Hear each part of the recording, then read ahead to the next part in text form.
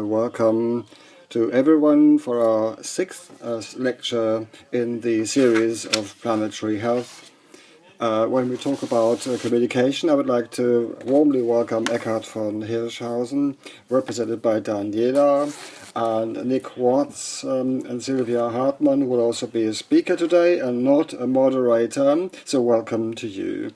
And the subject of communication, that's the last part of the section, transdisciplinarity and communication, and it also links to the last three presentations with examples for transformative action. And actually, any type of good communication has an action dimension, an active dimension, and also vice versa. Good action needs to be communicated or communicates itself.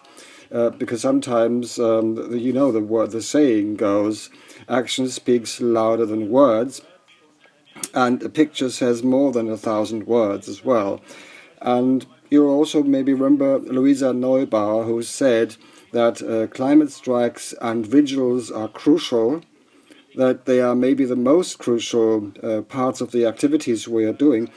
And many months in last year, we have lots of climate strikes and vigils and so on. Of course, we've been hampered a little bit by the corona crisis, and therefore we are very glad now to see that the Würzburg group and the Aachen group have already started doing their climate strike activities now, and therefore we have invited Teresa Kröger to tell us in a few minutes as to what they've done in Aachen.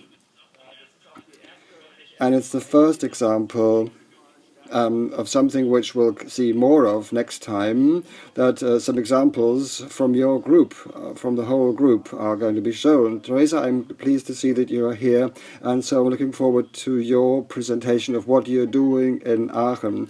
Hi, Martin.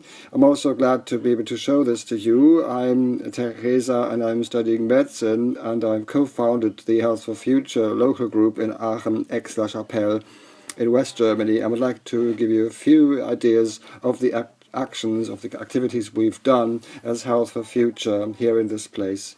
And I'd like to show you my slides. We're talking about good communication as a crucial beginning into change, and messages are not just communicated in discussions, but also in other ways. For example, the external appearance, the way you appear, you present yourself in public, and so on. And these levels can also be used very well in the health sector, be this on a demo or a rally or a sit-in or a critical mass bicycle demonstration. And sometimes pictures say more than 1,000 words, as Martin says. And I've brought a few pictures from our actions so far, and I would like to give you 3 tips of becoming active yourselves. The first tip is be visible and use the positive reputation of the health profession for your activities. For example, you can use your working clothes on your demonstrations because you represent the ecological health crisis and you make it into a public narrative, both in your workplaces and also in society at large. The second tip is be creative. And you can use unusual signs, for example, or you can make a papier-mâché earth which sits in a wheelchair and you roll it through the wards of the hospital and it's closely monitored. These could be prescriptions, as you can see here, where the coal industry is diagnosed with chronic profiteering. We're using it a lot in Aachen, and it really raises eyebrows and sticks in people's minds. You can also rewrite songs. For example, we have rewritten Atemlos into breathless through city, see what fine dust or particles are doing with us. And we sang this along because it's a very popular song currently in Germany. and you can really focus on the health crisis. The best thing to do is do what you do well, and use lots of formats which are there for you, open for you. The more creative the activity is, the more people will become aware of it, the more frequently you'll be photographed, and the better your message will stick in people's minds. My third tip is be present everywhere. Just get involved in all kinds of places in your university lecture halls, or also in working groups, in representative groups of medical students at university, for example. Also use digital options, social networks, the online events and online lectures. Student union meetings could be good. And if you get started in this activity, you could connect with other groups, and then this makes it easier because you will see that you're not alone with your activities. We are here, we are many of us, and this is also great at this academy again. So I'd recommend to you to go out to the streets, take to the streets, and demonstrate for climate protection. This is something which is very enriching. Sometimes you think you're maybe only alone, or it's only your friends who have joined you. What am I doing here? But my experience is that you become more confident over time. You feel more secure and you feel more important in this place, and you really have a clear goal in front of your mind, and you also have clear arguments, and then you're able to convince some people, and once you get the 4 or 5 people who talk to you and tell you that it's important what you're doing, then there's something very rewarding and makes you very proud. Maybe this makes you feel like doing your own campaign. I would like to recommend you to hear what's going on in your city and to plan your own activities together with others. And currently, I think we've got a window of opportunity once the corona lockdown has been slightly lifted. For example, in Aachen on Sunday, we're going to have a bicycle demonstration. So if you're close to Aachen, then you can join us. We're looking forward to you, and we'll enjoy your campaigns and this academy. Teresa, thank you very much for your contribution. I'm sure that in the next few lectures we're going to come back to campaigns, activities, because this is the key to what we're doing, and we'll hear more of other people as to what their experience is. I can only confirm that this has really changed me a lot to be involved and present in many campaigns, and it's one of the sources of my energy, and also why I'm investing so much energy is the experience we've made over these strikes. Nick, very warm welcome. It's great to have you back. And for the ones who haven't seen Nick before, he's very close to our movement. He's executive director of the Lancet Countdown initiative, which tracks yearly on a global scale with 41 indicators, kind of the status of the planet with regard to climate change and health. But today we are not talking so much about the indicators, we are talking more about, once you have the science, how do you get into policy and advocacy? Because that's really why you are collecting indicators, to have at the end have impact with people. So I would like to start with the first question. Kind of what is your learning over the years with political advocacy and communication when you're moving kind of from the science work to the advocacy work? Yeah. Hi, thank you. I think I apologize to everyone the first time I spoke. My accent is incredibly Australian. I'm very sorry. There's nothing I can do about it. Thanks for having me, Martin. Thank you for everything you and the team have pulled together. This is really, really incredible. That question is kind of the whole ballgame, right?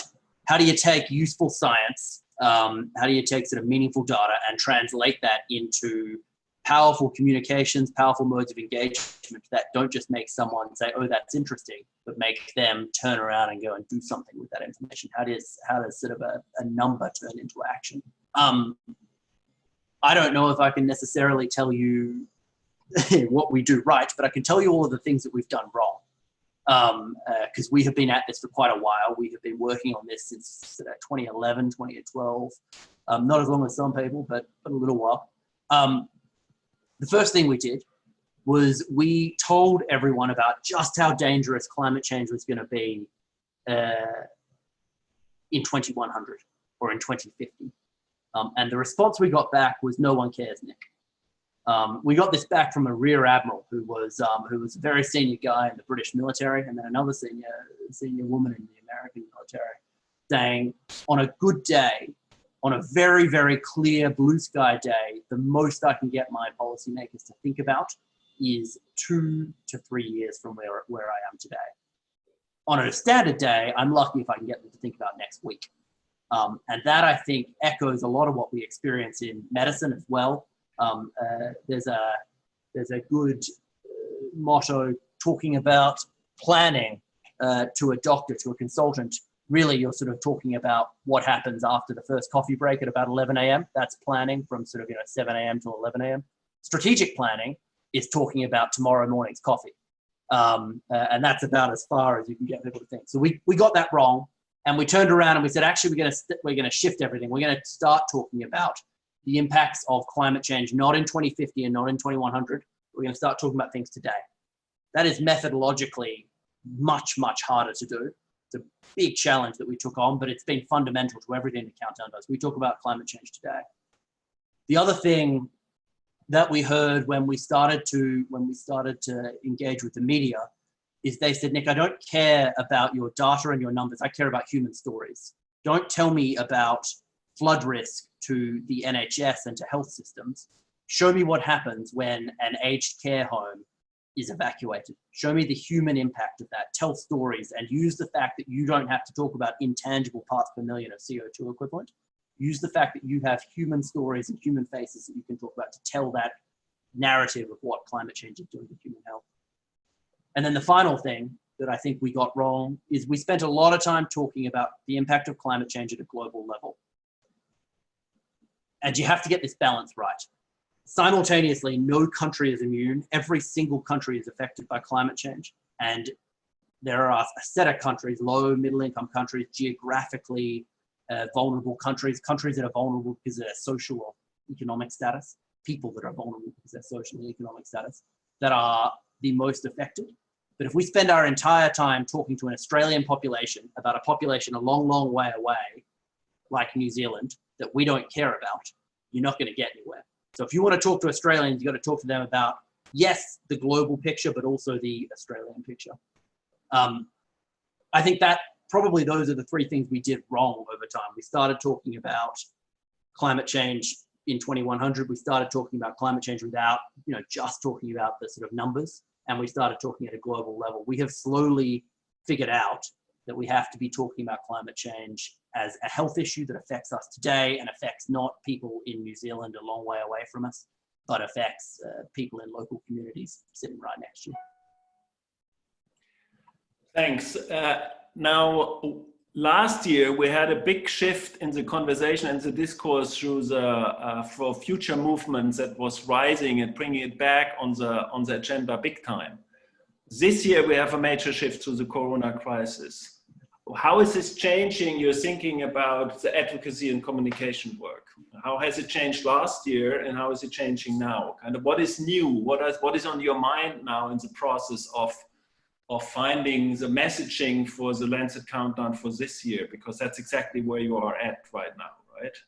Yeah, we submitted the report 10 days ago. It feels like we submitted it about 6 years ago, but it was 10 days ago.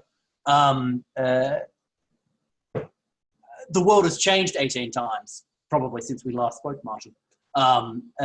So I think the first thing is the change that was happening, and we shouldn't forget the change that was happening last year and continues to happen. There was an enormous, enormous upsurge in people engaging in climate change, and with that brought groups engaging in health and climate change. All around the world, we saw something that I don't think we had really started to see before, which is engagement in climate change moved from a pattern that was linear to something that started to approach more of an exponential pattern. And it got really, really exciting. Things started to break. People started to form new organizations. People started to disagree. For some of the people that have maybe been here for quite a while, it became a little bit uncomfortable, but I thought it was great. That's what new movements look like. That's what this space looks like as it grows. It has to figure itself out. I don't think that got put on hold with the pandemic, with coronavirus, but I do think we will have to figure out ways to maintain momentum. And we must make sure we don't lose that momentum. But to be honest, what I see here, the sorts of attendees, the sorts of engagement that I think you're getting in Germany, that's second to none. No one else really has been quite so successful around the world when we look at sort of reimagining themselves, reinventing themselves within the context of this pandemic. We have had to think about what our messaging for 2020 looks like. At the most broad level, 3 things are very apparent to us in our data. For the first time, I think ever, we don't have a single piece of good news as it pertains to sort of the climate. All of the things that we used to see around coal-fired power, they're getting worse. They used to be getting better, but they're getting worse. All the things we used to see around some slight improvements in food security, it's getting a lot worse. All the things we used to see around improvements in the transport sector, they're getting worse too. Previously, we had some positive indicators and we have lost quite a lot of those. This in some ways is the most pessimistic report I think we have to date. But we can't ever leave it there, because that's one of the other stories I think that we came across, is if you just sit there in despair, you will get absolutely nowhere. And so if you look closely at the data and you try and break it up, and we spent a lot of time reanalyzing what we had there are actually some really exciting, interesting trends. And to be honest, those interesting trends come out of the health profession. Around the world, we are seeing health systems invest in adaptation responses to climate change like we have never seen before. We are seeing the National Health Service declare that it wants to go net zero as quickly as possible and well before the date that its government has put in place. That's pretty remarkable. We have seen more meteorological systems link up with their public health systems around the world to make sure that they are ready for those climate threats that we've never seen before. We have seen a tripling in the amount of research on health and climate change in just the last decade. We have seen some enormous shifts that have been broadly, I think, led by the health profession. And that, I think, should give us some degree of hope, because it is often, or in the past at least, I think we've seen that when the health profession engages, when you really, really get nurses, when you get physios, when you get pharmacists interested in responding to an issue like tobacco, like the need for a vaccine, the health profession has the ability to absolutely move mountains. Those are the first 2 things that we're seeing in this report. That is interesting, but that's all historical, right? That's all, our data ends January 1st, 2020. Doesn't cover 2020 at the moment because that year is still happening. The third thing that I think we have come across is that if the world even wants a chance at hitting the Paris Agreement, it has to reduce its emissions by 7.6% at an annual rate for the next 10 years, if it wants even a chance at meeting the Paris Agreement. If it waits for 5 years, that becomes out of reach. If you wait for 5 more years from where we are today and you don't rapidly accelerate your response, you cannot reach the Paris Agreement.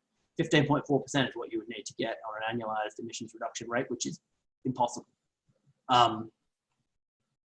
That means that the response to climate change and the next 5 years are absolutely crucial. Now, what we know is that those next 5 years, they're going to take place in part in the shadow of the response to coronavirus, and all of the packages that come out of this. I think this particular crisis we're in, there are going to be silver linings, but this is going to define the entire decade of social investment, the entire decade of investment in health systems that we're going to sort of start to see. And so everything we have to be doing now, in fact, we had a fantastic call with the chair of our board, Christiana Figueres, famously negotiated the Paris Agreement, central to pulling together what we call the NDCs, the Nationally Determined Contributions. These are the things that determine the entirety of how countries respond to the Paris Agreement. And we started talking to her about how we really wanted to focus our engagement on the NDCs. And Christiana stopped and she muted us all because we accidentally gave her the ability to mute us all. And she said, stop saying that word, stop saying that word. We are no longer going to talk about the NDCs. They don't matter anymore. Everything, the entire game is going to come and go in the next 12 to 18 months in the response to COVID. And that is going to define how the world responds to the Paris Agreement and whether the world responds to the Paris Agreement. And we have to stop. We have to now reach out of our bubble and start engaging there. And so to the extent that the next 5 years are crucial for reaching the Paris Agreement, the response to COVID now is basically the only shot we have. So in a way you are saying it's about the next 5 years, but within the next 5 years, it's really about the next 18 months.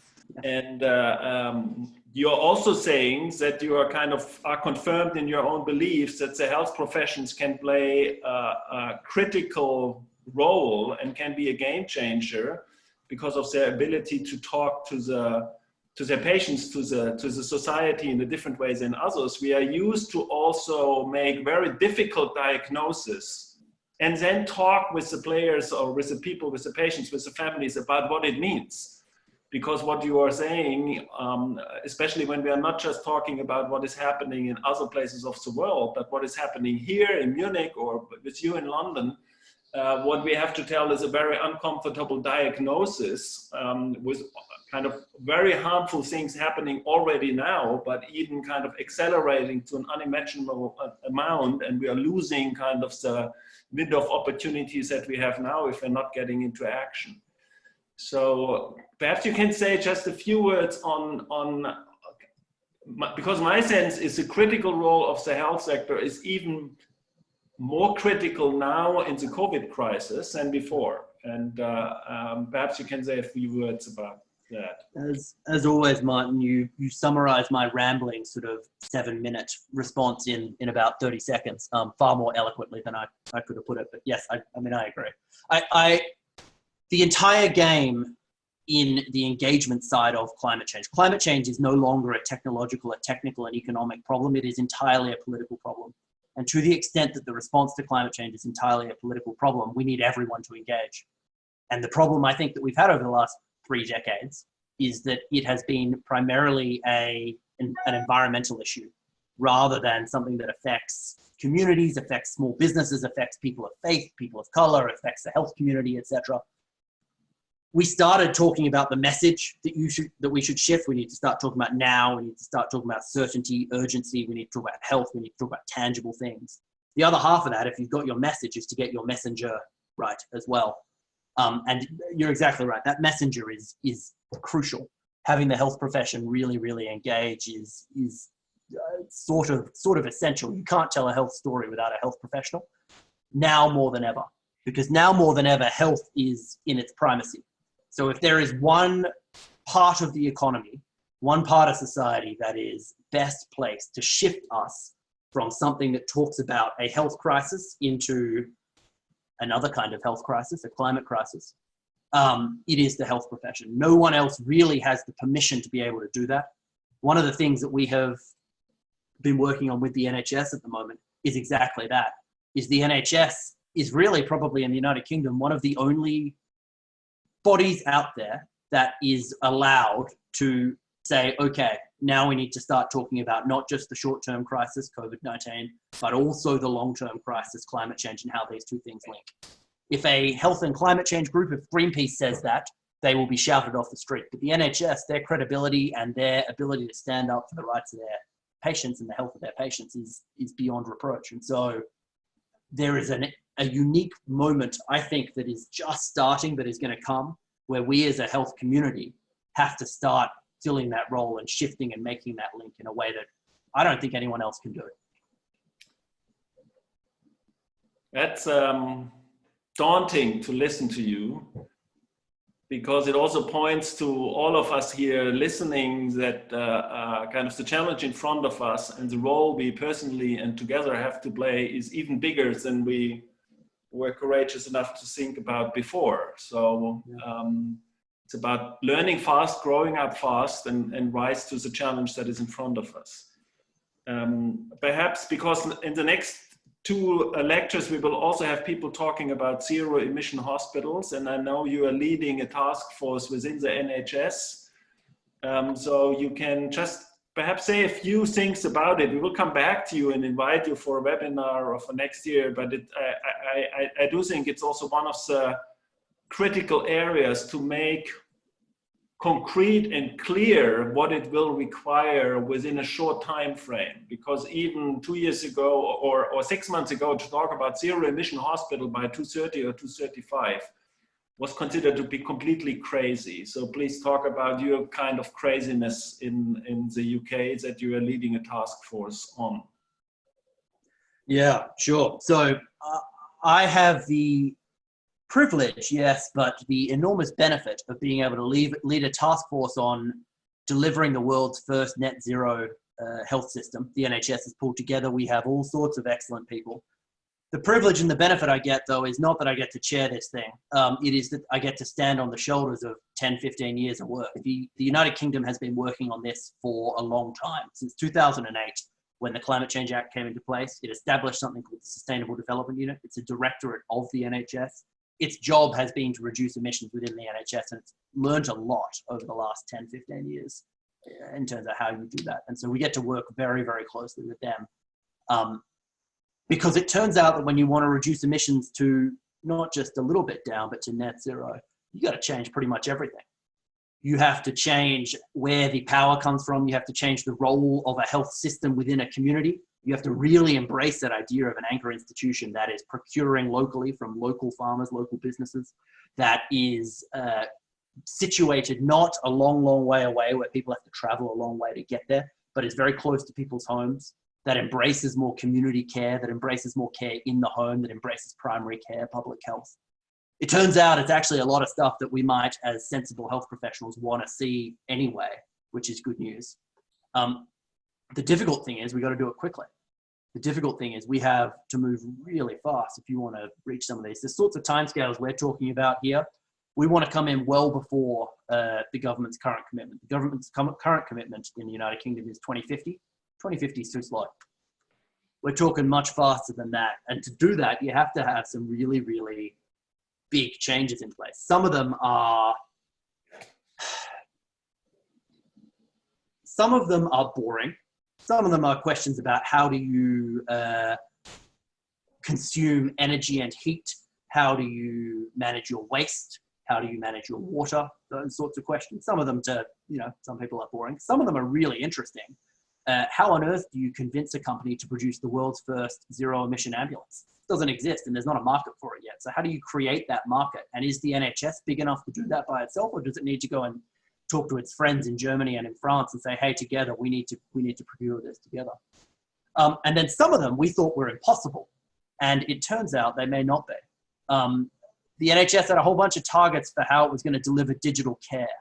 How it was going to start to deliver care in the home, and it was going to do a much better job of freeing up its GPs. It was going to shift its entire systems. We had targets around 2030, 2031, 2032 for how we might do some of that. We exceeded those easily in March because we had to.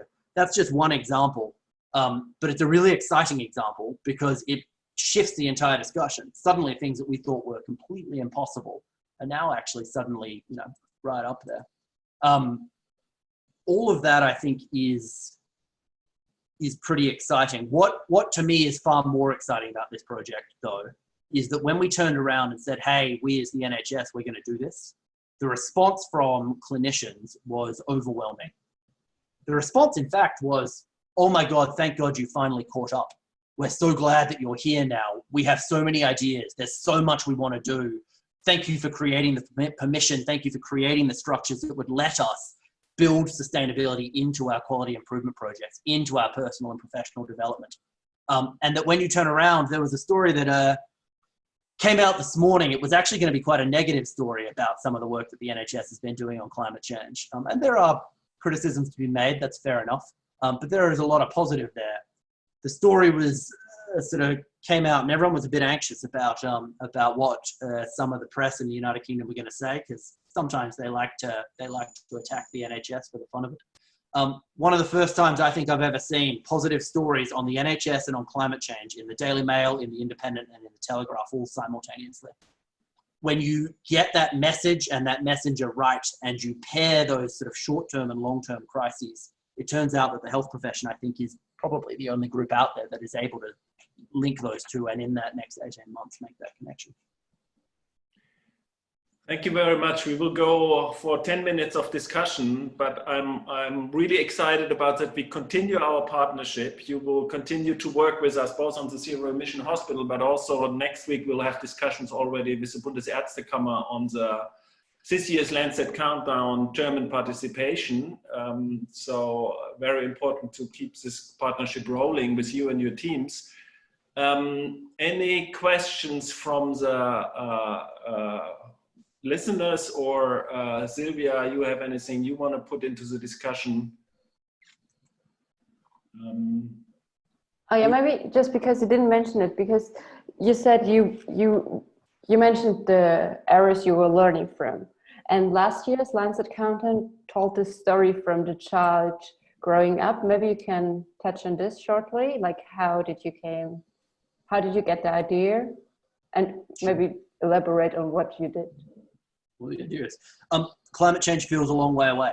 It feels like something that affects polar bears, probably in New Zealand, probably 2100. Understanding the impacts of climate change in a way that conceptualizes them as sort of the life of a child born today does a few things. We all know a child, right? Everyone knows what that looks like, knows what their life looks like, but it also collapses that temporal scale. It lets us talk about the fact that the life of a child born today, they're actually going to grow up in a 4-degree world unless we take some pretty radical further action. It is difficult to understand what that means, because a 4-degree world is so far away from what we are. What we know is that the climate is going to change drastically. What we don't know is the impact that is going to have on health systems and on that child's life. And so trying to track that through and understand just how sort of detrimental it looks over time is one thing. The other half of that, though, is it doesn't have to be that way. And so you get to also understand the story of that child's life if the world responds. A child that grew up in the United Kingdom doesn't know what a coal plant looks like anymore, because there aren't any coal plants in the United Kingdom left for them to see. A child who grows up in France isn't able, by the time they're 18, isn't able to buy a diesel or a petrol car because they don't sell them anymore. And in fact, if you do it right, maybe they don't even want to buy a car anyway. Maybe the cities have been restructured. Maybe they get to grow up, and this is true as well. As part of the NHS commitment, we have to make the NHS net zero, and there's a lot of existing infrastructure there, but there are 40 new hospitals the NHS is going to build over that period of time. Now, we have made a commitment there that those hospitals are going to be net zero hospitals. What the hell is a net zero hospital? I have no idea, but we're going to figure it out. And it's really exciting that that child born today gets to grow up and see what a net zero hospital physically, tangibly looks like and the benefits that they can see from that. And so that's where the idea came from, is trying to collapse that temporal scale into something we could all understand and appreciate. Thank you. So Louise, can you bring in some of the questions that are coming to you, to Nick, because we will take his questions now and later on then move to German back. So Louise, any? Yeah, I would like to start with a little quote of you, and already say sorry to nail you down on a quote, but you said you can't tell a story without a health story without a healthcare professional. So we wanted to know if this is true, if you think about this again. And so because last week we heard about interdisciplinary work. And so what do you think? How can we start working more interdisciplinary? Who else do we need for this? It's a good question. Yeah, fair enough. I sometimes, because I'm brash and Australian, I talk in absolutes and I talk bluntly. I don't really mean that. This problem affects everyone and it needs everyone to respond to it. If you look at the Lancet Countdown, we are a couple of health professionals, but we are economists, philosophers, lawyers. We are people from every continent. We are people from a whole range of different faiths, and we talk about that sometimes too, which is really interesting. It is absolutely not only health professionals that can talk about health, because as it turns out, we all have a personal experience of health, and we all have a personal interaction with the health system as well. And so I think that's a fair point. I think we shouldn't try to monopolize that. I think probably the point I would make is that health professionals have previously been absent. So we are slow, we are conservative, we are moved by slightly different incentives to other people. And so what I would say is where people have been talking about some of this and people can talk about this, I haven't seen around the world in any enormous way up until probably about a year ago, 2 years ago, the health profession really properly engaging. And so I think probably when I look at what role the Lancet Countdown can have or what role I can personally have, I look for opportunities. I look for where the gaps are. And if there's an opportunity that we can take to try to help the health profession step into this and tell that health story alongside patients in other parts of the community, then great. Okay, Luis, do we have another question? Yeah, first, thank you. And the second one is again a little bit long, but so you just stated the urgency of our cause, so that the next 18 months are crucial. So what is your view on more radical forms of action carried out by health professionals, for example, strikes, if that could be successful? So if there's any chance to mobilize health professionals for more radical activities. What do you think, for example, could we learn from Doctors for Extinction Rebellion, and would this be helpful, this kind of action? Sure. That's a good question. We grapple with it a lot. I think the answer is, my answer is sort of unsatisfying, sort of simple. This, and probably the same to my previous one, this challenge affects everyone and needs everyone to respond. And so what that means is we need people to take a diversity of approaches. I think the protests are great. I think the strikes are great. I think Doctors for Extinction Rebellion are great. I think the work Greenpeace does is great. I also think that we need more conservative actors to engage as well. And not everyone is going to want to engage with that. Some people will be turned off by some of those things, right? And so we need to make sure that we have a plurality of an approach that spans the entire spectrum. I am constantly infuriated by our team, by our community's inability to engage properly with people that are towards the sort of further right end of the spectrum, of the political spectrum. Apparently they occupy in most countries 50% of the electorate. And so if they really do, and we're really serious about reaching out, then I think we need to do a better job of doing some of that. The only thing I would say is we have to be really careful that we don't polarize. So I think we need to have a whole diversity of different approaches. We need to have people that are taking up the centrist argument, people that are taking up the left, people that are protesting, people that are writing, well-considered private letters to their MP, people that are talking to their friends about it in the pub. But we have to make sure that this is an issue that everyone can get involved in. Absolutely, we can't leave any people behind as we go about this. And that applies to literally every part of society. Otherwise, we're just not going to get there. Thank you so much. I think in looking back to last year in our cooperations, the joint cooperation with you and also to involve the Bundesärztekammer into this work was for us one of the main breakthroughs, because everyone considers the Bundesärztekammer as a highly conservative thing.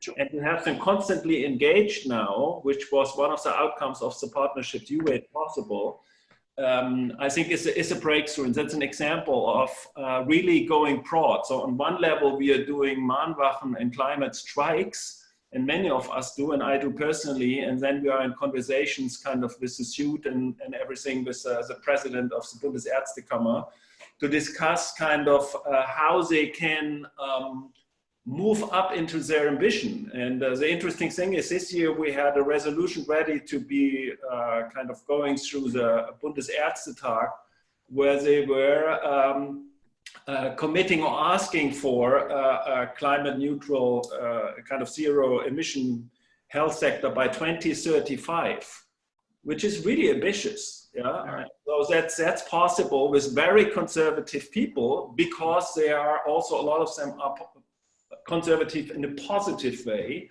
So it's very important to be able to talk to all kinds of people and get them involved.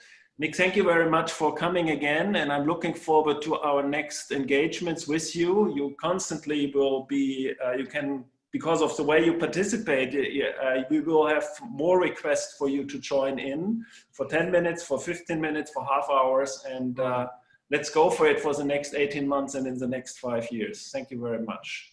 Thank you. Martin, can I just quickly, thank you, genuinely and from the bottom of my heart. This work is hard. it is often thankless. We are often pushing up against something that seems and feels impossible. And I draw most of my strength from the friends that I get to work with, like yourself, like Sylvia, like Sabina, I see that.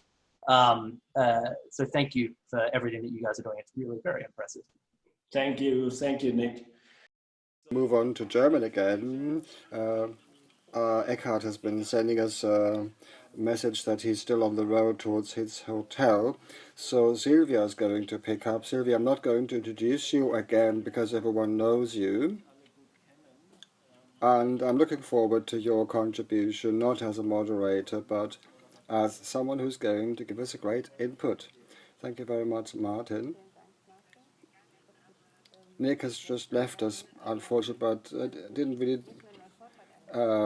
ask him in this presentation, but it's fitting the idea of communication, and I came across it because he was saying that he was working for things which seem impossible. If you think as to what was the status quo 50 years ago and what we have achieved now, so what was the status 1970 and what would have thought possible in 1970, I think this gives us hope that it is possible to make a change. Things can change even though sometimes they seem impossible. Just a brief remark on the previous presentation, otherwise I will share my screen. Right. My subject is the diversity of communication because, as you have maybe seen, the definition of communication is understanding each other because of the use of signs and language. And I'm going to use this for my presentation as a background. It's about creating theoretical basics and linking them up to practical examples. These are certainly things, information, which I thought could be quite helpful when I read them, to keep them in the back of your mind when it comes to communication. So I'd like to start with the first part of this definition, communication using words.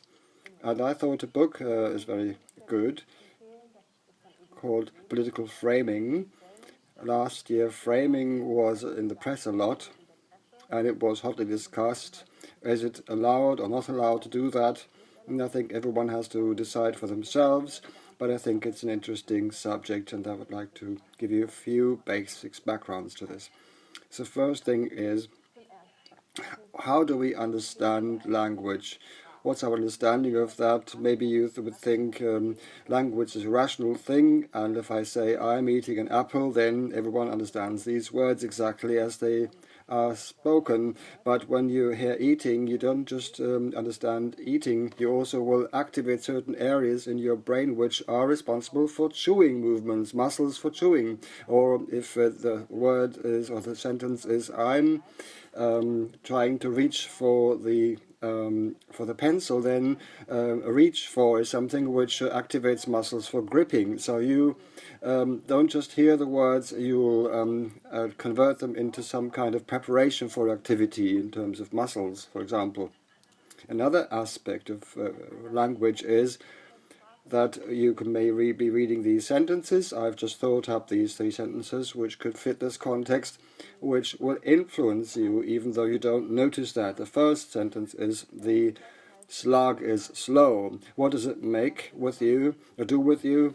Well, studies have shown if you read something about an animal which is slow, or you read about slowness, then your activities become slower as well. The speed with which you assess the speed of other people, it also goes down. So slowness will be reduced. Or the second question is what did you do yesterday? When we talk about the past, scientists have found out that we'll tend to lean back. And when it comes to the future, so what's your plan for tomorrow, then your body will get prepared for the lean forward.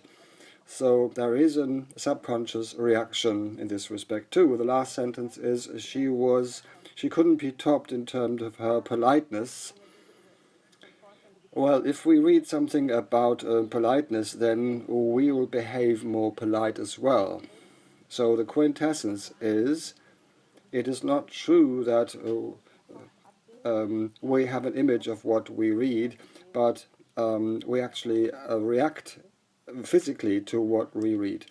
Another subject is the genders in language, in grammar, and researchers have compared Germans and Spaniards. They gave them the same words. For example, in German it's die Brücke, and in Spanish el puente. So this is feminine, the pronoun is feminine in German and it's masculine in Spanish.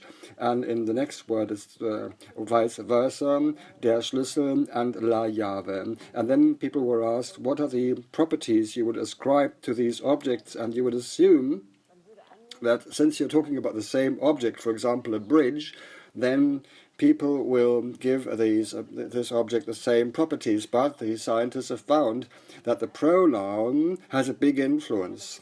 For example, Germans said about the bridge, because it's female in German, well, it must be elegant, beautiful and graceful, and the Spanish think that a puente, a bridge, is strong and big and maybe dangerous. So this is something which is then related to the genders of these words. And also the same for der Schlüssel. In German it was said, der Schlüssel, that must be a hard object, because it's a metal object. And for Spaniards, it may be complicated or small. This may also say something about the female gender and our take of that. Another example is the pink elephant. If I say, please do not think about a pink elephant now, then I would bet that every one of you will think about a pink elephant.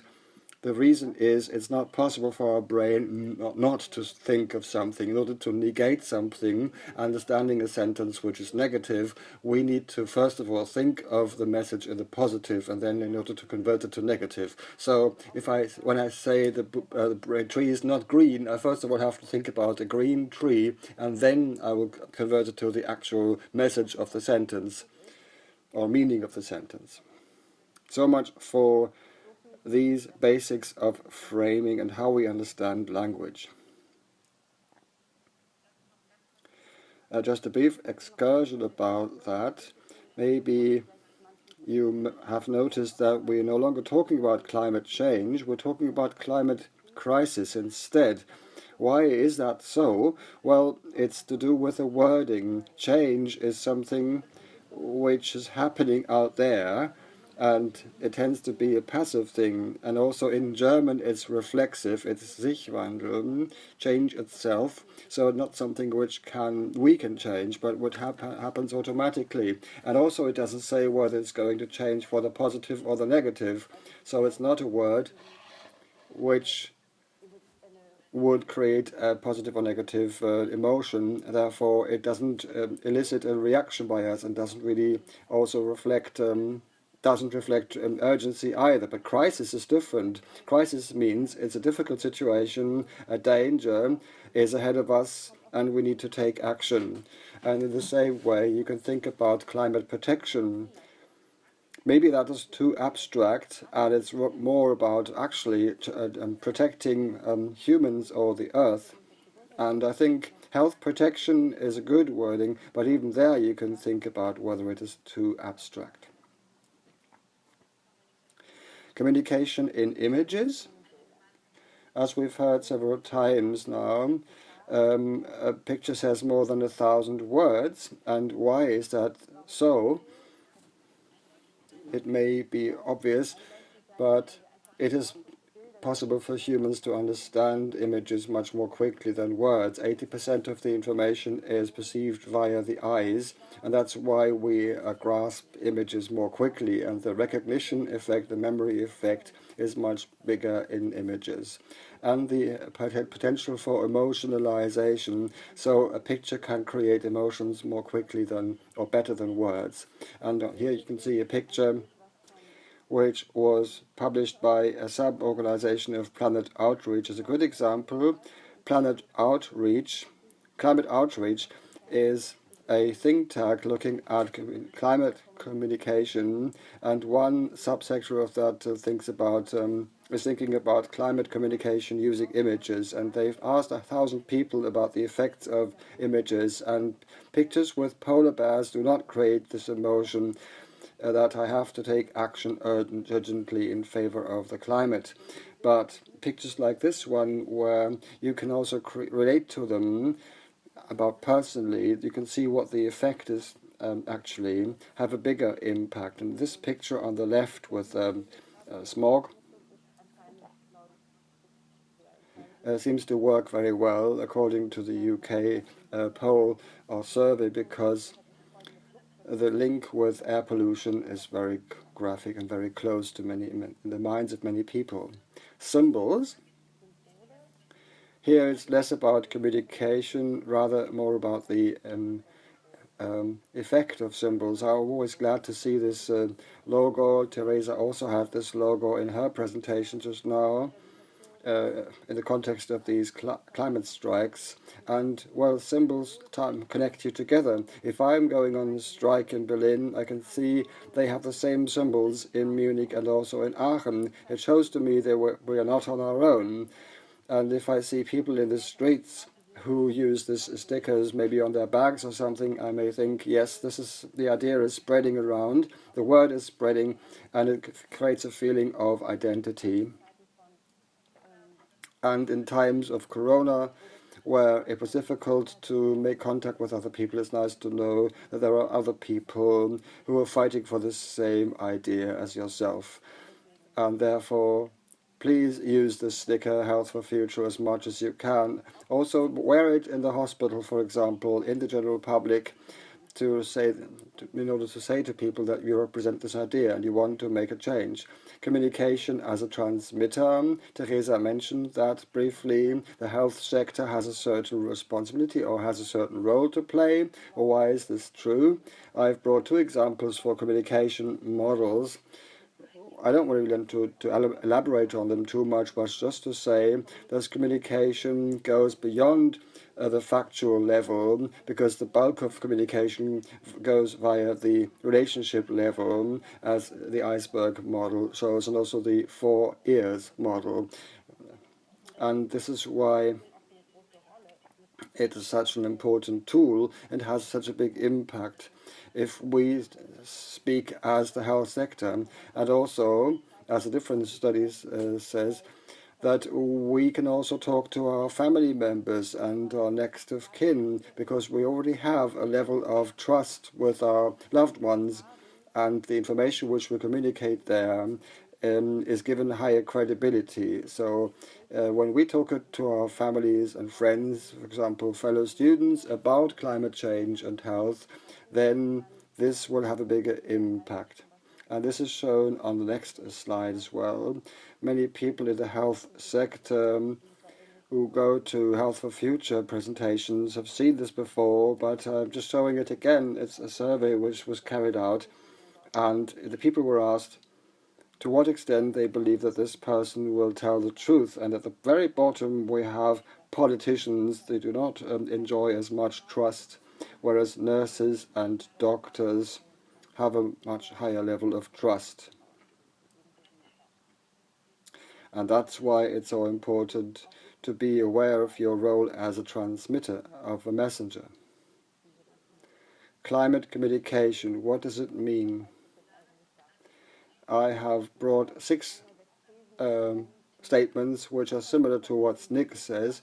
They come from Michael Brückmann, a professor from Freiburg, who has developed these theses for constructive climate communication. The first thing, we have to keep explaining the basics and background of climate change and climate politics. There is a sentence by Anthony Lazarowicz showing that, well, climate change, it's real, it's bad, experts agree, and there's hope. And this is a brief summary of climate change. And he says, we need to repeat this again because people are exposed to such a flood of information that it's easy to repress these things or forget these things. So we need to keep repeating them in order to increase the sense of urgency, no matter who we are talking to. Sometimes you notice that if you get people from the climate movement speaking to others, you will think that, well, the climate basics are already known, people are familiar with it, but it's not true and it can't do harm to do it again. The second statement is we must not give a forum to deniers of climate change, and this is also true because the more frequently you talk about climate change or denial of climate change, the more we activate the areas in the brain which want to deny climate change. And that is not really good for us. That's why we should think about statement 3. Disaster scenarios must be complemented by positive visions of a possible good future. Statement 4, we should understand people as subjects who can take decisions and take action and not as victims and sinners in order to increase the feeling of self-effectiveness, that you can really make a difference. Fifth statement is that we can respect the values, convictions and needs of people and show that climate protection is compatible with these values. And I hope that Eckart will also come back to this idea, because there are people who say that we need to think about the audience we have, the different groups of society, and we cannot have the same presentation, make the same presentation to everyone. We have to think about our listeners. And statement 6, we should link the big goals with the short-term and concrete goals in order to show that things are feasible. And now, well, practice communication. We said you can practice communication, and therefore the question is how to practice that. And I've got 2 things and a link which you can take a look at if you're more interested. And the first thing is think about your values. And this is a table of different values. And just think which of these values are very important to you and what they mean to you directly. So, for example, health could be an important value for you. What does it mean? Does it mean you may eat whatever you want? Or does it mean that you should go on a cycling trip with your friends every Sunday? And well, when you make presentations or talk to friends and family, you can also do it for them. You think about their values and how you can link your ideas with their value judgments.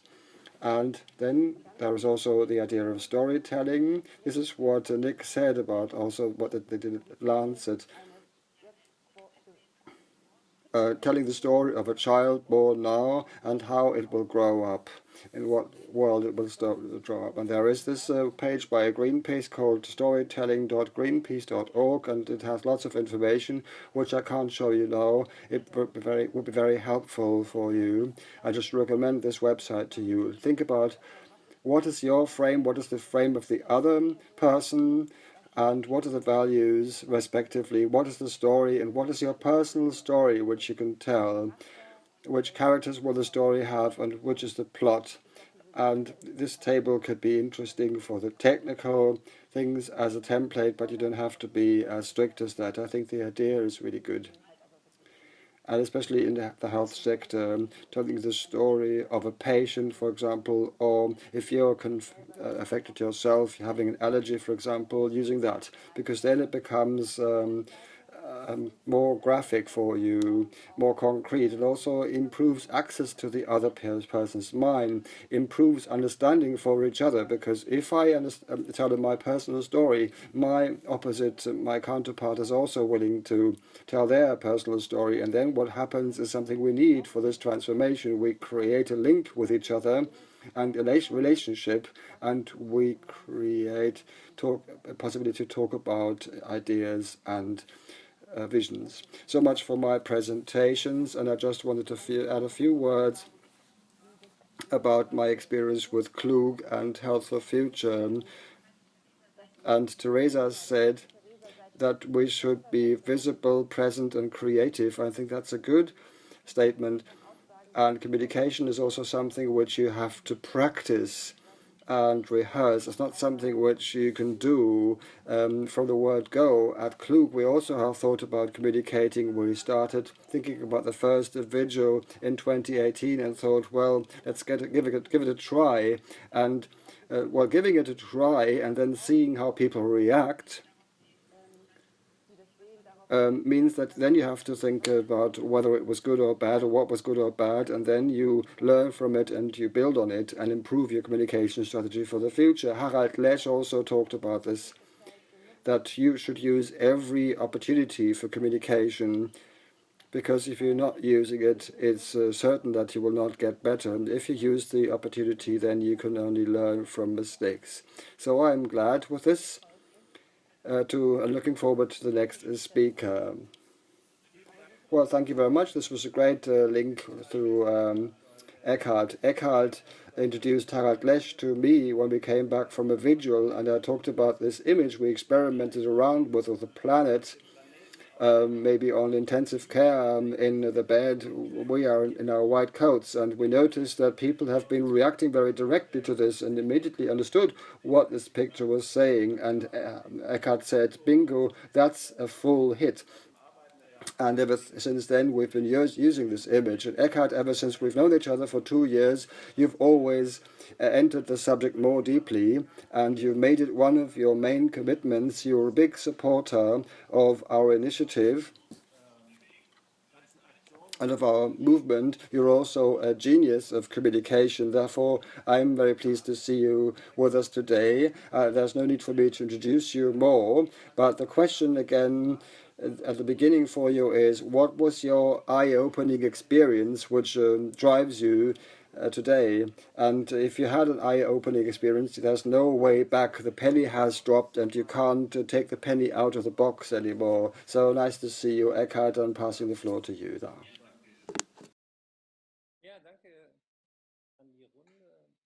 Well, thank you very much to the group. I'm just having some hearing problem since we're talking about communication. While taking these thingies out, can you hear me? Yes, we can hear you well. Can you hear us? Yes, now.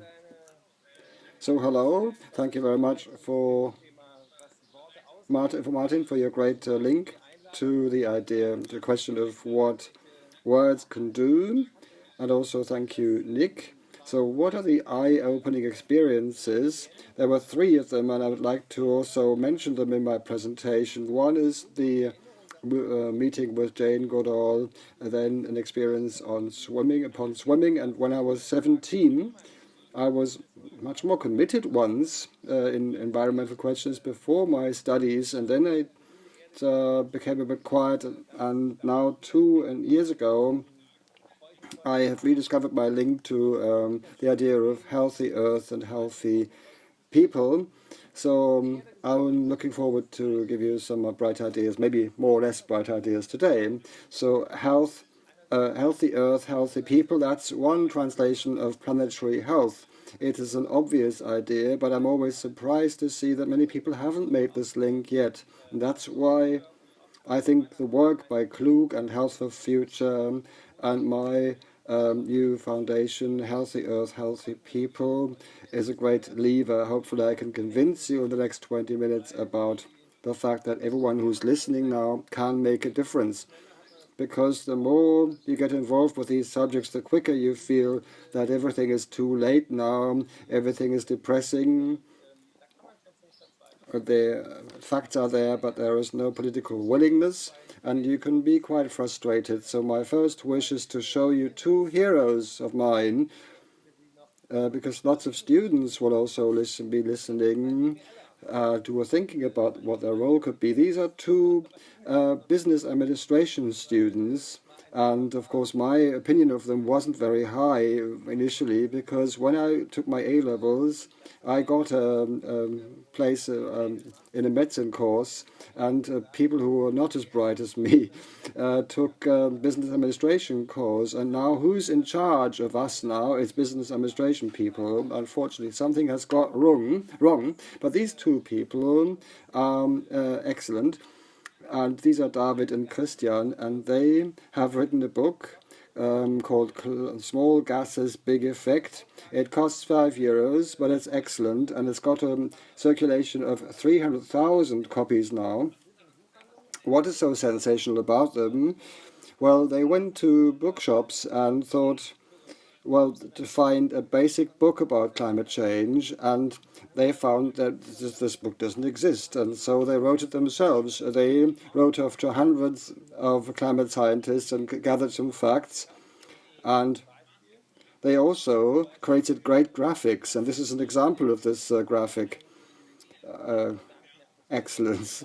For example, that the CO2 doesn't end up first of all in the atmosphere, but rather in water. And I've got some mineral water for you as well, because it's all about storytelling. I'll give you a few examples from my presentations, because if you try and translate this graphic image into something which people remember, just get hold of a bottle of mineral water, and most CO2 goes not into the atmosphere, it is also dissolved in water. So how do you know that? Well, what is your link to everyday life? It's mineral water. You shake this bottle, and they ask the first row of my listeners, am I going to open this bottle? Well, it's being a bit of a clown then. You're playing around with the idea that this is going to fizz now and everyone's going to get wet.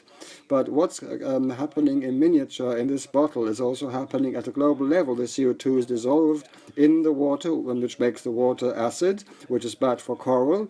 But when it gets warmer, everyone knows that the carbon dioxide will evaporate and goes into the air. So I try to really translate things from theory into practice, make things tangible, visible if possible, and also humorous if possible, because I think humor is not something superficial. It is really understanding the absurdities of things. And Karl Valentin used to say, when it rains, I'm glad, because if I'm not glad, then it will still rain. And that's why its huge potential, which hasn't been lifted and used, is humorous communication about climate crises, because the subject is so serious and people quickly are frustrated and put off, unless the communication is funny and makes people think. Great graphics are necessary, and also realize, please, that we are basing ourselves on the preliminary work by many generations who had been thinking about this subject before. The second German television channel is doing great things now through broadcasts with Harald Lesch, but also Heimar von Dittfurt, who in 1978 knew exactly what's ahead of us. And that's why the exciting question is, why in the last 30 years there hasn't been more political action? There is a TED presentation which I love, which I'd like to recommend to you, and I'm going to also make these slides available, is by Per Espen Stoknes, who is a friend of Johan Goldström from the PIC, the Potsdam Institute for Climate Impact, and he says that it's about transforming apocalypse fatigue into action on global warming. Sylvia mentioned these points already, and also Nick, but what do the atmosphere, Bangladesh, and have in common? Well, they are all very far away. Also, polar bears are far away, and so they don't concern you. That's why studies by German Watch are so important, which show that Germany is one of the top 5 affected countries by climate change and climate impact. And this presentation then goes on to say, or ask, how this distanced communication can be broken up and how we can bring it home to people. And of course, health is a great tool. No surprise in the Planetary Health lecture. Health is the key, is one key. He's got an example which may be drastic, but you may understand. He says, there is an apocalypse fatigue. Because when you present it with the doomsday scenario all the time, and he compares it to watching porn too much, because at some point you're becoming inured to it, and that's why you shouldn't always threaten people with the end of the world. When I was young, acid rain was a big subject, and then people say, well, it wasn't as bad after all. Well, it wasn't as bad because countermeasures have been taken, but just communicating apocalypse scenarios is no good, and it will shock people too much, and they simply will turn away. So positive ways of communication is, for example, to say how did it work with CFCs? How was it possible to have the Montreal Agreement, where everyone agreed that this very specific groups of greenhouse gases which create the ozone hole was banned, and then the recommendation was not for people to just slightly reduce their usage of CFCs, but there was a clear ban, a blanket ban on CFC, as we've also seen with Corona. Clear instructions are very successful, and this worry about the market has to control, has to create a balance. That's bullshit.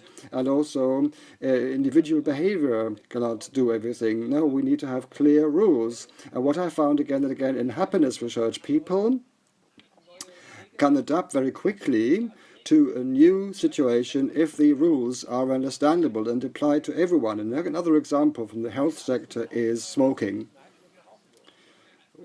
There was a huge outcry when you were not allowed to smoke in pubs anymore. Everyone thought gastronomy, pubs will go under, but now even the smokers are glad that there's no smoking in pubs anymore. So there are good examples of how it worked, and it wasn't the basis of trial and error, and everyone for themselves, everyone for their own responsibility. It was a clear instruction. That's one example. Sometimes we are overwhelmed with data, and that's why this is an important chart also. Research shows that showing people research doesn't work. I read medicine and then scientific journalism afterwards, and doctors always try to be cautious about personal communication. In the studies, we always learn to be objective and neutral, and that's why showing people research doesn't work. It doesn't mean anything because it's not personal. This photograph was given me by Harald Lesch because Greta sometimes attacked for the fact that she is spreading panic, and as I think it's not important to spread panic, but to spread priorities. And we as humans, we tend to pick the data from the flood of information which fit our opinion and ignore other data. We can also have one conviction but act differently. That's sometimes called cognitive dissonance. But the golf course actually has the subtitle there, our golfers are committed to finishing the round. So first of all, you finish the round before you worry about the forest fire. And this is an example of how priorities will not shift if you are stuck in your routines too much. One great communication psychologist is Cornelia Betsch, who has created a group in Erfurt, and we've just had an argument as to how to deal with climate deniers, and she's done research about anti-vaxxers. And if you Google around, you hit with conspiracy theories very quickly, and we had a discussion as to why it is easier to drive down the Thunberg, for example, rather than changing your own conviction. And Shijin sketched this balance theory onto the window. This was an ICE train. I thought it was just nice, a picture to show the windmills in the back. But in the top of the third triangle, there's Greta with his sign. At the bottom left is the old white man, and the tree on the right-hand side is the environment. And Greta says, historically, you've done a lot of things wrong. This would mean that you, criticized in your biography, and it's easier then to answer by saying, well, you've got no idea because you're too young, rather than to say, yes, you're right, we simply have lived beyond our means. Confrontation between young people and old people, which is in this picture, is not helpful. So instead, what I wish to see is to understand that there was a generation which was more sustainable. The most sustainable person in my life, for example, is my own father, who at his 82 years old has emitted less CO2 than his grandchildren were at the age of 10. He never went on flights. He also always bought just one pair of sneakers, and he didn't think a second pair of sneakers was necessary. Why? Because he had experienced scarcity. He was the post-war generation, and he knew that sometimes you don't have anything, and that's why it's interesting to see whether there is a communicative link between grandchildren and grandparents. For example, at a demonstration, is it possible not just to bring one's parents, but also bring one's grandparents?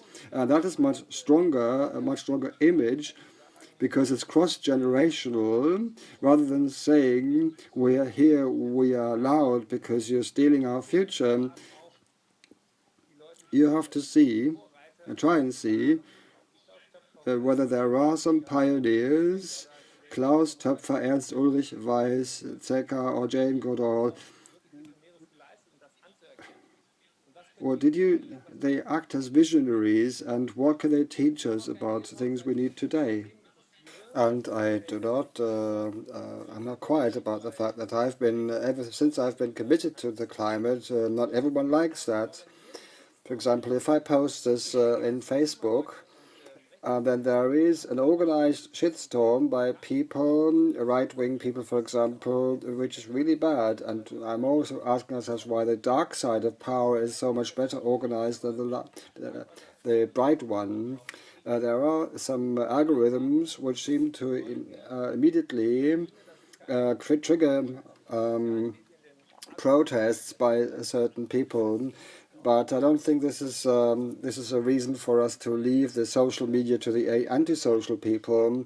But how can we get better organized so that's not the impression that the majority of people have problems with that, because it's not the majority, they are the minority, these deniers. And there are 5 sentences: the climate crisis is real, it's us, we can change something, experts agree, and there is hope. Those are crucial sentences, and the general question to the group is, who are the most surprising people in terms of communication who can say these sentences best in the public? Because there are always the usual suspects, some actors who are so well known in Germany, Christiane Paul, Hannes Jeneke, who've been communicating about these things for a long time. But there are other people who would not expect this conviction to come from, and the eye-opening effect would be bigger. So I'm looking forward to your ideas there, and Martin and Louise can maybe also help us there, maybe. This lady has changed my life, Jane Goodall. She's now 85. And she became famous as a chimpanzee researcher. She also was given the Sustainability Award in Düsseldorf. She tells me about communication between chimpanzees, and she looked then to me and asked me a very simple question, which I'd like to pass on to you. If humans are so intelligent as they pretend to be, why are they destroying their own homes? And really made me gulp, because it's a big question. It's not very banal in terms of answering it. And if I try to put this across on stage, then I sometimes ask the audience, 2,000 people who will hopefully come back after Corona, hands up, who of you will regularly poo into his own living room? There's always people laughing. Then I stress regularly, not just out of because if you're infected or because you're affected, and obviously no one does that. And then I ask people why they don't. We could do it, we could afford it, but we're not doing it because our home is sacred to us. My home is my castle. We don't want to have any shit there. We don't want to have our own shit or other people's shit there. And then I ask people to think about their living rooms, and there's a window on the door, and if you open it and open your hearts, then intuitively it's obvious to us that this is our living room for everyone, and this is Earth.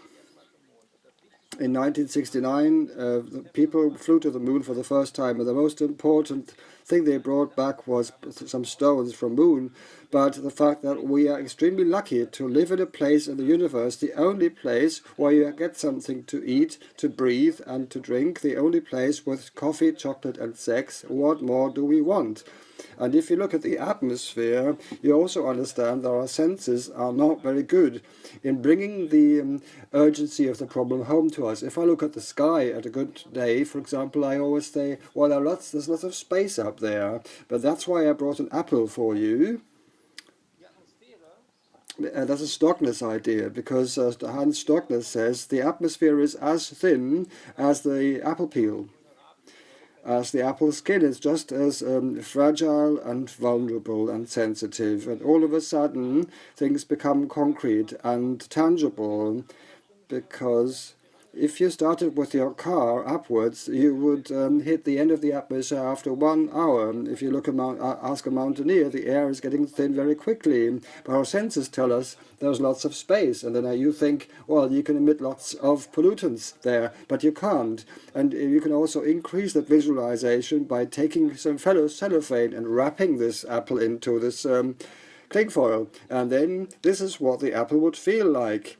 Because he would really be it would really be strangled. The same with greenhouse gases. So layer by layer, we are wrapping cellophane around our own homes, and we are strangling ourselves. And these are examples which I use to break down these complex things to the human level. Another subject which I thought is quite interesting is the mental health, the loss of home. For example, Michael Sukow tells me that ever since he's 10, he keeps keeping a diary of all the birds he's seen, because he was enthusiastic about conservation as a child. And he says in his own lifetime, out of 20 species of birds, 19 have meanwhile become extinct. So that's really comes very close to your heart, that someone who loves birds or loves nature has suffered this much. And the second eye-opening experience is I like to swim. I have, of course, some diving goggles, and I asked myself, why is the water so murky? And I thought it was my goggles which were misted, but it was simply microplastics.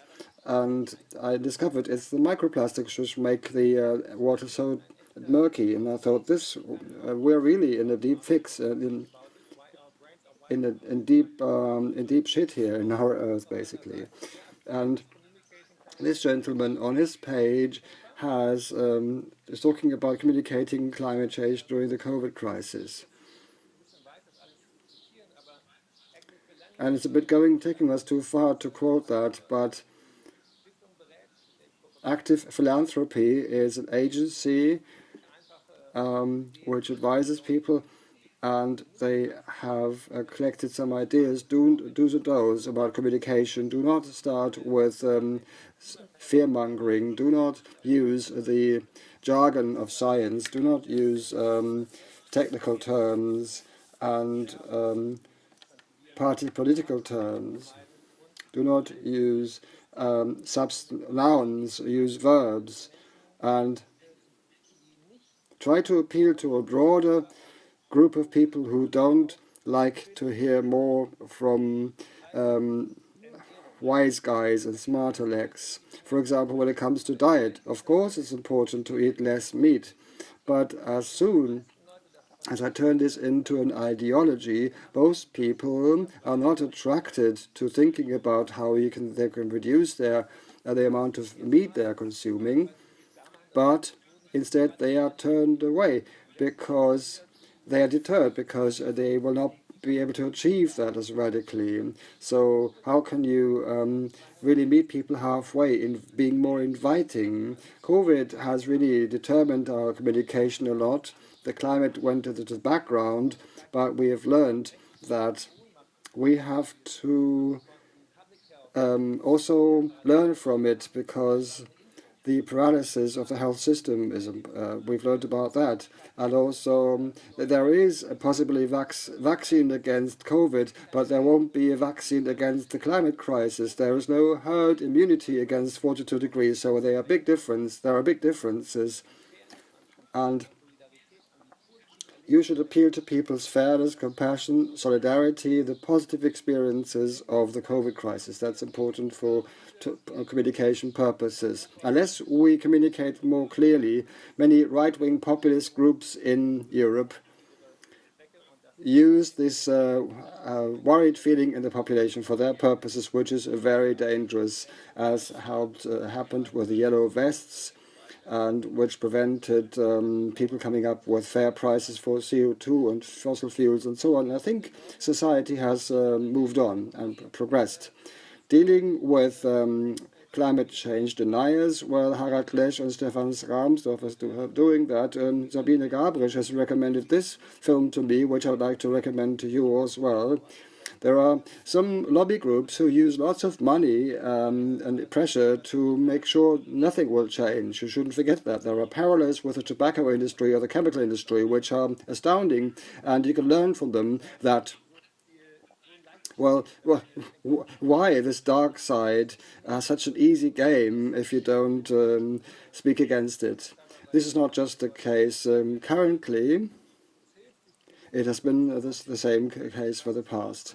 So it helps to know about the mechanisms, what are the typical argumentative patterns, and once you know these argumentation patterns, then you've got an easier job. You have to be positive. What is more important to people than the environment? The environment is always out there, but health, your belief, your home, your justice, independence, family and children, safety, security, food, work and community, those are things which are positive and which are closer to people's homes.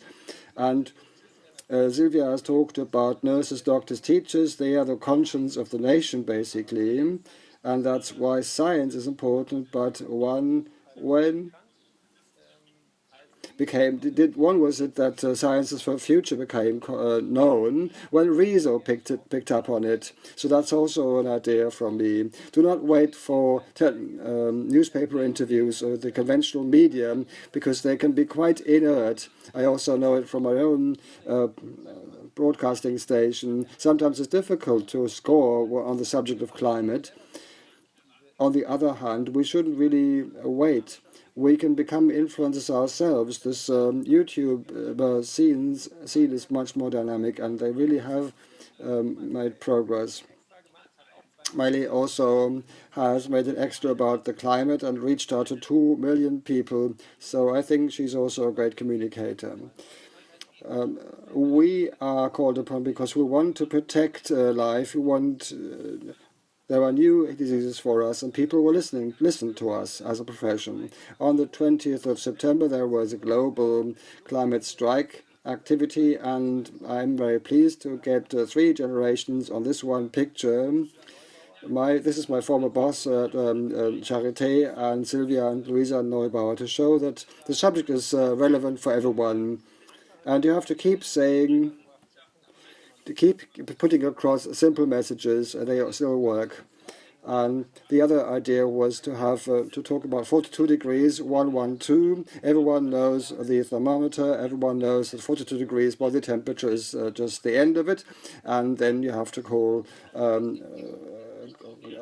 the emergency doctors and the ambulance. And it's not just doctors themselves, it also concerns the other health professions, the carers, for example, and the physios. Diet is a great way of getting started with this discussion. Antibiotic resistance could be another example. The biodiversity is also very abstract, but you can talk about the diversity of the species in your own guts, and also the positive win-win generation. Well, Eckart, before you continue,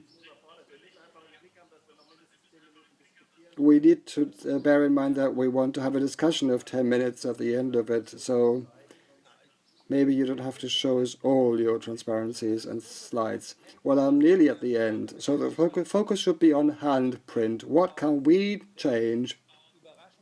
Let's put the focus on some surprising personalities, communicators who we haven't brought into the boat so far. This is, for example, Jonathan Safran Foer. Normally is a novelist, but he can be brought on board. And also use humor. Climate is like beer. Too hot is no good. And it always helps to be humorous also. Form alliances, for example, Sven Kröger, who is a TV weatherman. So get the meteorologists, the experts. This is Mr. Professor Gunga, who is the heat researcher at the Charité. And also use the networks of doctors, make them visible. And there are also Docs for Future. At some point, and on one day we'll all die, Snoopy. Yes, that's true, but we won't die on the other days. So spreading hope is an important part of communication, to invite people. So I'm looking forward to your questions. So next time we'll give you a stage for 90 minutes and not just 20 minutes. Because you've got so much experience, and it would be great if you could tell us more about this experience. But now I would like to pass on to Louise to check about the questions which have come up. Well, I would like to just, to begin, I would like to say that the links to the quotes, sources, and the book recommendations will be put on the page, because there have been lots of questions about that. And I also wanted to go back to Sylvia's quote, who said that when we talk about climate change with our friends and family, their trust in science is increased. This would be a first task which could take home from this session today. And the first question to both of you is whether you can summarize again what are the tips as to how to communicate with people who are afraid about climate change, who try to repress the idea or the subject, and who actually want really doubt the whole idea of climate change? How can we react then? Because just ignoring the problem is no option. Well, I first would like to find out in this conversation where the fear comes from. The fear comes from something else. There is a deeper cause of that. Fear of what? And then in this conversation with this person, I would try and find out what kind of fear it is. And in most cases, it's got nothing to do with climate protection measures. Climate protection measures would actually reduce those fears. That's my approach. Eckart, would you like to comment on that? Well, lots of activists are listening now.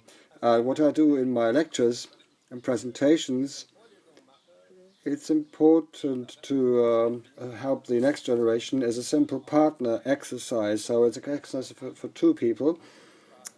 So you just change roles, but everyone is allowed to be the arsehole on once. It's very nice to be in the shoes of someone who can really put forward conspiracy theories and talk about the Chinese to be at fault, and this can't be man-made, and talk about the Africans or the Americans. And then you notice, as a do-gooder, you will not make progress. And then you will learn that in the second round you will tell about what is important to the other person, and then you will find the link.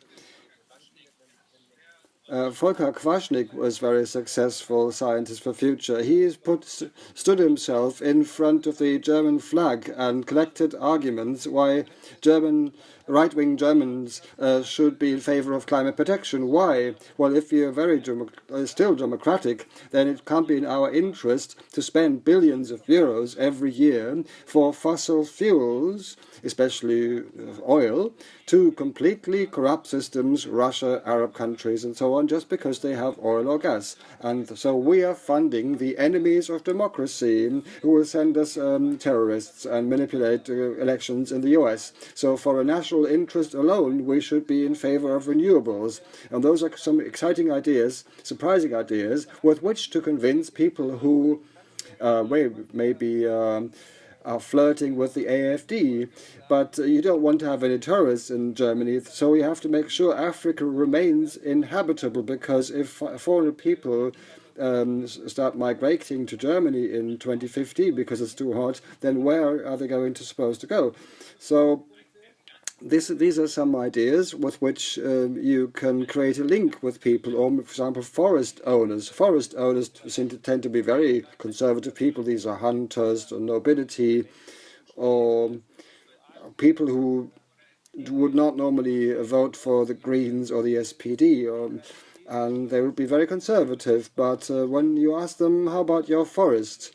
How is it possible that something which has survived over generations goes away in the space of one generation? What do you tell your kids and grandchildren? These are the eye-opening events or moments where you can start talking and start a conversation with people who tick very differently.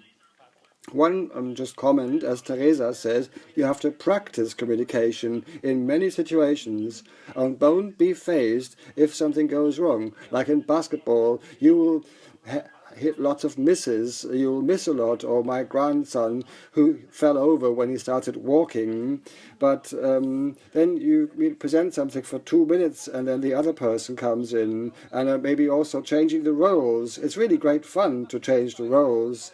And if you had said this, then you would have convinced me, for example.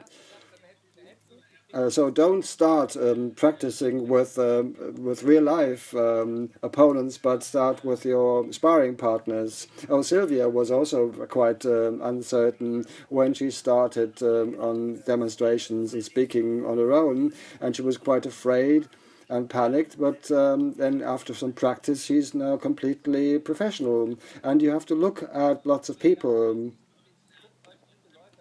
I have looked at lots of comedians, for example, over 2 years to find out what works and what doesn't. TED Talks are very good. Sabine linked this Chrissy Howard's TED Talk, for example. These are shining examples. You take a look at them 3 times in a row, and then you can adapt some elements from that and practice and practice. That's great. Louise, other questions? So these have been some very bright ideas and some answers to questions by people who want to know how our speakers have achieved their communication skills. In the course of the presentations, we found out that it seems to be easier to stick to concrete instructions for action. So the question is, what are the concrete rules which you would like politicians to introduce? So if you compare this, if you look at the very strict rules for Corona crisis, they worked very successfully. Can you think up some rules for the climate change? Well, for example, the heat subject is something which is completely underestimated in Germany. Here, of course, you can set up some rules quickly. You need a law on that to make it clear who is responsible for heat waves. This would be one example. My grandmother is concerned by that. Many people who work are concerned by that. Everyone will know examples if you ask them about this. This would be something which you can really use for communication. Do you know what's going on there? And then ask them, have you put this on your agenda if you're a politician, on their meetings, and you can invite some expert who can talk about the subject for 10 minutes. This would be a concrete example. And obviously, if you take the heat wave subject, you have to react quickly. At the same time, we have to prevent a situation where Earth becomes uninhabitable. So you can turn this into a discussion about the global perspective and the global climate protection perspective. I have also thought about what should you do about climate protection, and of course you can list the costs which we are generating externally, and we need to start and internalize these costs. For example, if you buy some meat, this must be more expensive because it has a bigger CO2 footprint. Or, for example, air pollution, that's also a good example, where this is also very concrete. It can be a small step to become concrete, where you can do something now by, for example, having inner cities which are car-free, and in this way air is much cleaner. Sabine, would you like to give us an idea about this last question, what we could demand politicians to do in terms of clear rules?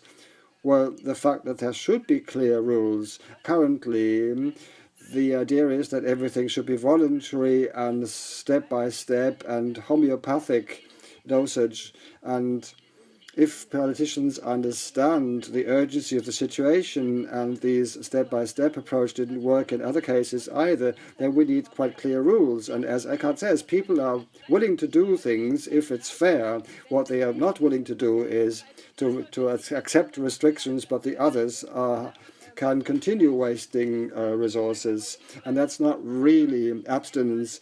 If you don't need your car anymore, if the cycle paths are well arranged and the air is cleaner and I benefit myself and my family, and the fact that you've got these health advantages, and this you can use this as an argument. Well, I hope that the politicians will really clarify the diagnosis. I would support you, Sabine, in terms of the urgency. I didn't realize until a year ago that we have such a short time window. And I think this idea of planetary boundaries is crucial. And I feel when it comes to the One Health, One Earth, One Future conference, together with the German Foreign Office, you ministries are getting interested in the subject. This is then linked to the idea of a Security Council, the membership of Germany in the Security Council. Martin, you're also a master of medical metaphors, but I think it's about therapy. Politicians are discussing about therapies, even though the diagnosis is not clear to everyone. You can use my examples if you want, and if it helps, is helpful. But if you go to the doctor and you have a headache and the doctor says you need chemotherapy, then a normal patient would say, oh, this doctor is completely crazy. But if the doctor says it's not a normal headache, you have a tumor, so diagnosis first and therapy second. And if we think about the feasibility of the CO2 price of 10 or 20 euros, then it's beside the point, unless it is clear what is at stake, something which is which you can't put a price tag on. Ranga says, how should the market regulate something which only exists once? Trade means I have an alternative. I can do byproduct 1, byproduct 2, but the earth only exists in one copy, so it has no price. These are very simple metaphors, and I hope that the federal president and the chancellor, before she retires, they should say that the situation is dire now. And before I retire, I would like to say this again, so that everyone understands, and that's the situation. That's what she did for COVID. She said the situation is serious, and I haven't heard a similar statement by any politician so far. Eckart, you also say that we shouldn't call this as an emergency anymore. Why not? It is exactly what you say. We have to realize it is an emergency. Unless we take action now in the next few years, then this will really be destructive or catastrophic. Well, what should happen psychologically is, yes, we need the sense of urgency, but you have to communicate it as something which still opens options for action. You have to say it's serious, we are in a terrible situation, but there are this and that options, and there are decisions which should be taken, and doing nothing is also a decision. It's omission, and not helping someone is also a crime. Who is someone who is in need. But I'm very glad that we get so many ideas from you, and we should continue discussing it in another session. And because I have been saying so much, I would really stop talking and giving the others the floor, who are still in the orbit, basically. Well, I'd have to close the session now anyway. Thank you very much, Eckart. I'd like to subscribe to your point. One of the most powerful means of communication we as doctors can do is to clarify the diagnosis and to stay in contact with people in such a way that they still have avenues for action. So what options do we have for therapy? But people are entitled to get a clear diagnosis. And what is impressive to many people is if we communicate that many people are actually waking up in the health sector. As we've heard, the wave is starting to get bigger. For example, when we talk about zero-emission hospitals, many more doctors are now impressed by that. And when I talk to politicians and say it's only starting now, also in the Chamber of Doctors, the knowledge is getting deeper. It's not a small wave which is going to go up, to blow over, but we have to start about it, and it's growing now. It's something which is very convincing and wakes people up, shakes people up, and we have a specific role there as doctors and health professionals, as Nick says. Even because the time window is such a short time window, we need to get active in the next 18 months or 5 years. Thank you very much, Eckart. And also we had Teresa at the beginning, so the appeal to everyone here, if you have examples for your local group, please give them to us. It doesn't have to be Health of Future, it can be other members. And please write an email to us because we wanted to give you more examples in the next rounds of actions or projects or ideas, whatever. Please write an email to contact@Planetary Health Academy. And Felix also has put some dates into the chat. Okay, with this, we'd like to close the session today. Thank you very much, Sylvia. Thank you, Teresa, and thank you, Sabine and Louise. And we'll meet next time with Professor Peter. She talks about air pollutants. As we've heard today, Ralf Kolewski will talk about the climate clinic. This is to do with communication with patients. And Thomas Voss will talk about a hospital in Münster which has seen a transformation to a nearly climate-neutral hospital with multiple wins for everyone involved. So we're looking forward to meeting you again at this point, and please send us your news and emails. Thank you very much. Enjoy the evening.